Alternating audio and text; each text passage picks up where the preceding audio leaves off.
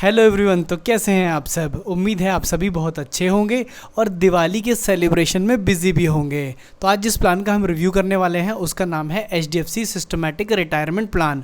अब नाम तो बहुत ही सुहाना और अच्छा लगता है, क्यों? सिस्टमैटिकली रिटायर कौन नहीं होना चाहेगा, पर क्या इसके फीचर भी इतने ही सुहाने हैं? तो इसी बात का हम आज एनालिसिस करेंगे और आइडेंटिफाई करेंगे कि कितना फ्रूटफुल है ये HDFC का सिस्टमैटिक रिटायरमेंट प्लान। तो बिना देरी किए फटाफट से चलते हैं मेरी कंप्यूटर स्क्रीन पर। और अगर अब तक वीडियो को लाइक नहीं किया है तो आप प्लीज़ फटाफट से इसे लाइक कर दीजिए और मैं चलता हूं मेरी कंप्यूटर स्क्रीन पर। तो ये है HDFC लाइफ की तरफ से आने वाला सिस्टमैटिक रिटायरमेंट प्लान, है ना। अब सिस्टमैटिक रिटायरमेंट प्लान क्या ऑफर करता है वो बात करेंगे। तो देखो, ये है कि इंडिविजुअल, है ना, non participating, non linked saving deferred annuity plan. अब इसका क्या मतलब है? देखो, सेविंग का मतलब है कि ये कोई इन्वेस्टमेंट नहीं, सेविंग प्लान है। सेविंग प्लान कब कहा जाता है? जब आपको ना एक गारंटीड रिटर्न मिल रहा होता है, उसको हम ये कह सकते हैं कि ये एक सेविंग प्लान है। भाई, हम पैसा बचा रहे हैं जो सेव हो रहा है। अब डेफर्ड एन्युटी मतलब, यानी डेफर्ड एन्युटी का मतलब होता है यानी कि आप एक पर्टिकुलर टाइम पीरियड तक प्रीमियम पे करते हो और उसके बाद कुछ समय का वेट करते हो, यानी कि अपनी एन्युटी जो आने वाली है उसको आगे की तरफ पुश कर देते हो। और फिर जब आपको लगता है कि हाँ, अब मुझे पैसे की ज़रूरत है, तो अब अपनी एन्युटी स्टार्ट करा लेते हो, है ना। तो इसीलिए एन्युटी क्या होती है? जो सालाना आपको मिलती है, मंथली मिलती है ना। आपने जो भी पैसा दिया है उस पर जो आपको रिटर्न मिलता है उसको कह सकते हैं कि एन्युटी, ठीक है। अब ये प्लान काम कैसे करता है? तो बहुत ही सिंपल है भाई। आप पेमेंट करना शुरू करो, किसका? प्रीमियम का, है ना। 10 साल तक आप प्रीमियम पे करो। अब सपोज करते हैं कि 2 लाख रुपए हर साल आप दे रहे थे, 10 साल का प्लान चूज़ किया, है ना। 10 साल तक प्रीमियम दिया अपन ने, ठीक है। उसके बाद फिर 5 साल का डेफर्ड पीरियड चूज़ कर लिया, यानी कि जब प्रीमियम भी नहीं देना है लेकिन अपने को वेट करना है, एन्युटी अभी चालू नहीं हुई है।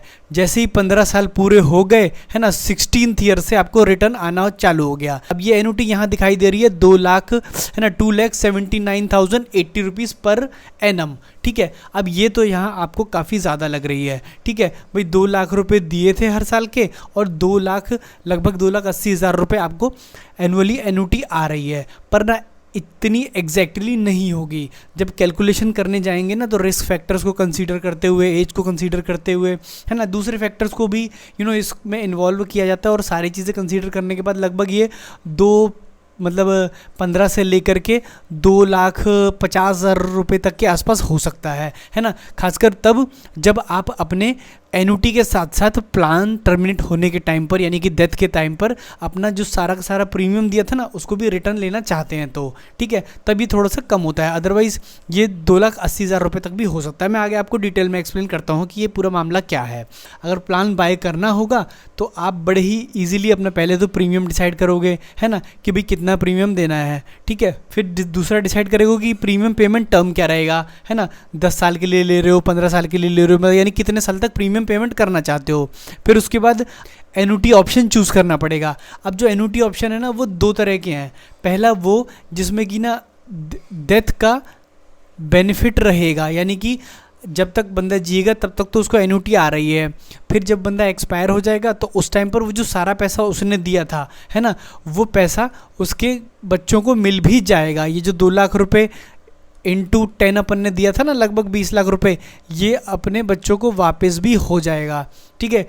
एक ऐसा ऑप्शन है। और दूसरा ऑप्शन ये है कि सिर्फ मुझे मिले और अगर मैं चला जाऊं तो भाई कुछ नहीं हो इस पैसे का, भाई गया बैंक के पास, ठीक है। तो उसमें जो दूसरा सेकंड प्लान ऑप्शन है जो मैंने आपको बताया, जिसमें कि डेथ का कोई बेनिफिट नहीं है, उसमें आपको एन्युटी का जो रेट है वो हाई देखने को मिलेगा, यानी कि 2,80,000 रुपये तक सालाना हो सकती है उसकी रिटर्न, ठीक है। लेकिन जहाँ पर आप डेथ बेनिफिट लेते हो ना, वहाँ पर रिटर्न की वैल्यू घट जाती है और वो लगभग 2,15 से लेकर के 2,35 तक हो सकती है, ठीक है।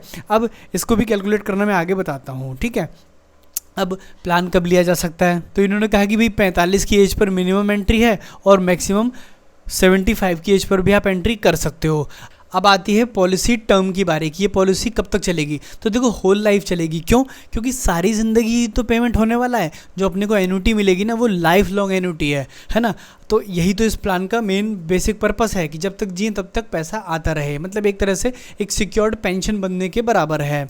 तो सबसे पहले तो बात करते हैं कि सर्वाइवल बेनिफिट, यानी कि जो पर्सन है उसने सक्सेसफुली अपना प्रीमियम सारा पे किया, डेफरमेंट पीरियड का वेट भी किया, है ना, और एन्युटी स्टार्ट हो गई। अब एन्युटी होल लाइफ चली जब तक वो जिया, और जब वो बीच में कभी सपोज करते हैं कि 85 की एज पर वो निकल लिए, तो जो आपकी जो प्रीमियम थे, ये जो दिया था, सपोज करो कि 20 लाख रुपए दिए थे प्रीमियम के, तो वो सारा का सारा अपने नॉमिनी को वापस भी हो गया। ठीक है, अब ऐसा नहीं होता है, ऐसा हो जाता है कि भाई पर्सन जो है ना वो डेथ कर जाता है। ठीक है, भाई प्रीमियम पे करते करते डेथ हो गई, on death during deferment period, तो क्या होगा कि जो जितना भी आपने पैसा दिया था सबका compound interest rate 6% per annum से वापस कर दिया जाएगा आपके नॉमिनी को। ठीक है, एक केस आपको समझ में आ गया।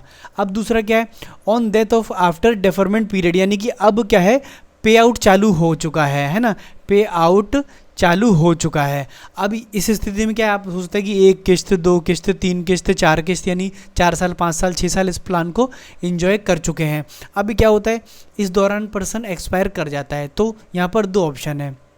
जब आप कहते हो कि lifelong annuity with no death benefit, है ना, तो उस केस में जब आप डेथ बेनिफिट नहीं लेते हो, उस केस में ना अब कोई पैसा नहीं मिलने वाला किसी भी नॉमिनी को, क्योंकि आपने चूज़ ही नहीं किया, आपने डेफरमेंट पीरियड के बाद जितना भी पे आउट था खुद लेने का डिसाइड किया था, और उसके बाद आपने डिसाइड किया कि जब तक मैं जीऊँ तब तक मुझे मिले, उसके बाद किसी को ना मिले। ठीक है, तो उस केस में कुछ नहीं मिला। तो जितने पर्सन किस्तें एंजॉय कर पाया, जितनी इंस्टॉलमेंट या जितने ईयर तक वो इसको एंजॉय कर पाया, तब तक ही बेनिफिट हुआ, उसके बाद पॉलिसी टर्मिनेट हो गई, बेनिफिट खत्म हो गए। तो हो सकता है कि ये आपको सही ना लगे। वैसे भी मैं भी चाहूँगा कि भाई मैं अगर 20 लाख रुपए कहीं दे रहा हूँ तो उसका पैसा का फ़ायदा मैं उठाऊँ और उसके बाद मेरे बच्चे ही उठाएं। तो जब बच्चों वाला ऑप्शन आता है ना, तो वो होता है annuity with return of premium option. तो जब annuity with return of premium option upon choose करते हैं ना, तो थोड़ा सा आपको जो परसेंटेज है ना वो डाउन दिखेगी, लेकिन अच्छी बात इसकी ये होती है कि अगर पर्सन बीच में चल बसता है तो वो सारा पैसा compound interest rate 6% per annum से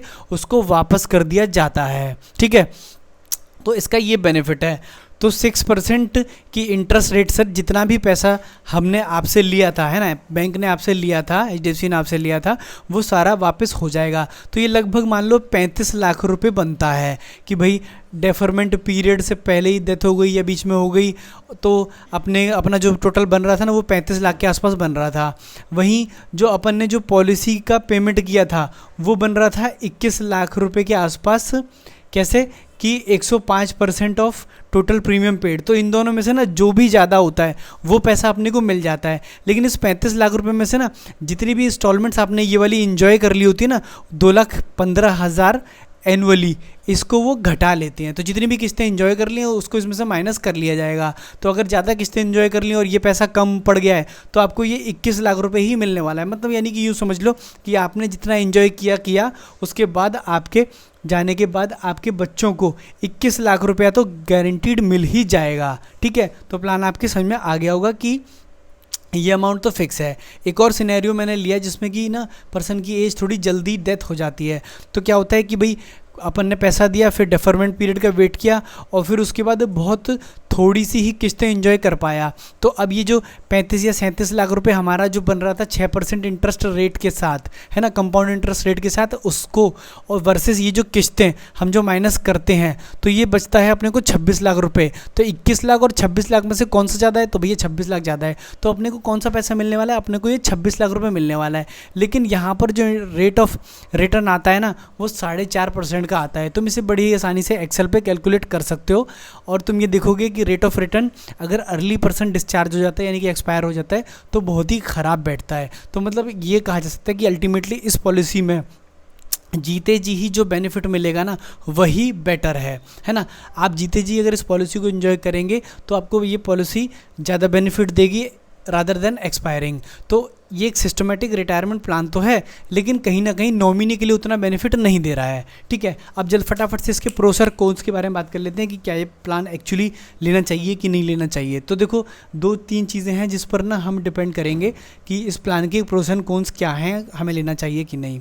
तो सबसे पहली चीज़ है ये कि देखो एक अच्छी चीज़ है कि आपका पैसा 6% इंटरेस्ट रेट पर ये आपसे ले रहे हैं, है ना। कैसे कि आपने पैसा दिया, 6% का इंटरेस्ट रेट, कंपाउंड रेट ये कैलकुलेट कर रहे हैं, और इसी पर अगर बीच में अगर आप टर्मिनेट करना चाहें तो आपको ये पैसा मिल जाएगा, ठीक है।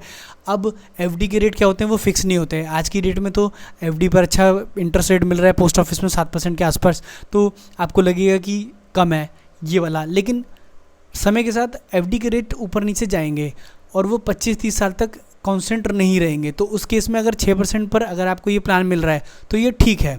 लेकिन अगर आप इसके नॉमिनी वाले ऑप्शन के साथ जाएं, यानी कि मेरे को पैसा मिले और बाद में मेरे नॉमिनी को भी पैसा मिल जाए, तो ये कहीं बेनिफिशियल लगता है। लेकिन फिर भी अगर मैं एफडी की बात करूं तो प्रेजेंट % रेट ऑफ इंटरेस्ट के साथ एफडी अभी भी इससे बेटर दिखाई पड़ती है। इससे बेटर मुझे यहाँ पर जीवन उमंग लगता है, क्योंकि जीवन उमंग ना एक बहुत अच्छा अमाउंट देकर जाता है हमारे जाने के बाद, है ना। और इसके अलावा जीवन उत्सव प्लान जो है ना, उसमें भी जो लगभग एन्युटी आती है वो भी ठीक ठाक आती है, और जाने के बाद भी वो लगभग आपको एक अच्छा हैंडसम अमाउंट दे के जाता है, ठीक है। तो ओवरऑल मैं ये कहूँगा कि एचडीएफसी को ना थोड़ा सा इस प्लान पर 2 तरीके से काम करना चाहिए, क्योंकि एचडीएफसी लाइफ एक इंश्योरेंस कंपनी है, तो इसमें ये इंश्योरेंस का फैक्टर ऐड कर सकती है, जहाँ पर वो अगर कोई पर्सन प्रीमियम नहीं दे पाता है डिसेबिलिटी के कारण, है ना, या एक्सीडेंटल डेथ के कारण, तो जो नॉमिनी है ना उसको कुछ 110 या 120% के आसपास पैसा मिले। मतलब यानी कि सिर्फ 6% से ही पैसा ना मिले, कुछ अच्छा इसमें रिटर्न ऐड करके दिया जाए, एक चीज़। दूसरा, डिसेबिलिटी वाला क्लाउज ऐड होना चाहिए कि पर्सन अगर पैसा देने में सक्षम नहीं हो पा रहा है, भाई कोई एक्सीडेंट हो गया, कोई दिक्कत आ गई, कोई लाइफ में कोई पैरालिसिस हो गया, तो उस केस में उसकी जो प्रीमियम हो वो खुद एचडीएफसी लाइफ पे करे और बाद में उसके रिटायरमेंट के लिए उसको पैसा मिले। तो ओवरऑल प्लान के बारे में अगर कहूँ कि लेना चाहिए कि नहीं, तो हाँ, इससे बेटर प्लान भी मार्केट में अवेलेबल है। अगर आप इस प्लान को ले चुके हैं तो आप इसके साथ कंटिन्यू कर सकते हैं, और अगर इसे टर्मिनेट भी करें तो इसके कोई चार्जेस नहीं है। लेकिन हाँ, एक इंपॉर्टेंट चीज़ ये कि अगर वीडियो पसंद आया हो तो इसे ज़रूर लाइक करना है, और चाहो तो चैनल को सब्सक्राइब भी कर सकते हो। Thank you so much.